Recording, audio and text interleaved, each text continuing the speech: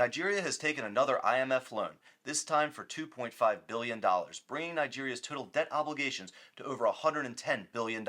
I don't like this deal at all for Nigeria, and I don't think it's an exaggeration to say this is more of an economic hitman type move, and I'm going to explain why. The terms of this IMF loan may seem fair at first glance. It's a $2.5 billion loan at 1% interest rate that will be paid off over 40 years, with no payment due for over 10 years. But here's the problem. The loan needs to be paid back in Western currencies, and the Naira is losing significant value every year, meaning this loan is going to end up costing tens of billions of dollars to Nigeria within a decade. From an economic sense, the effective interest rate would be 1% plus the depreciation of the Naira relative to the US dollar. In the past year, the Naira depreciated 50%, meaning the interest rate would be 51% if the Naira depreciation continues. This is an economy-destroying debt obligation, of course because payments don't start until 2034, when all the current politicians will be long gone when the loan starts to come due. I can understand why this was a tempting loan to take. But let's say the Naira depreciation is only 10% per year, which is very generous.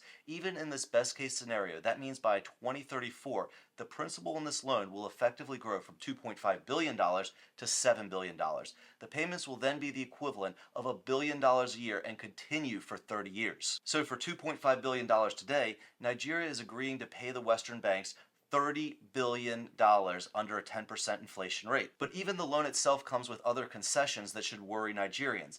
Nigeria will have to keep a large portion of this money as foreign reserves, so they can't even spend much of it. They also need to end subsidies on oil, which will hurt their economy, and they will need to enact reforms which will make it easier for Western banks to compete with the domestic Nigerian banks. I understand that in many ways the current administration inherited these problems. However, the terms of this IMF loan will contribute to long-term insolvency.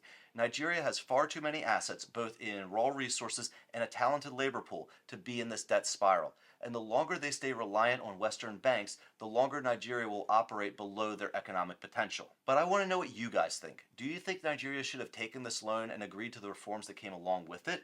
Or should Nigeria have taken the more difficult path of breaking away from IMF loans? Let me know in the comments below. And as always, if this video brought value to you, give me a like and a follow. That really helps out my channel, and I'll see you guys on the next video.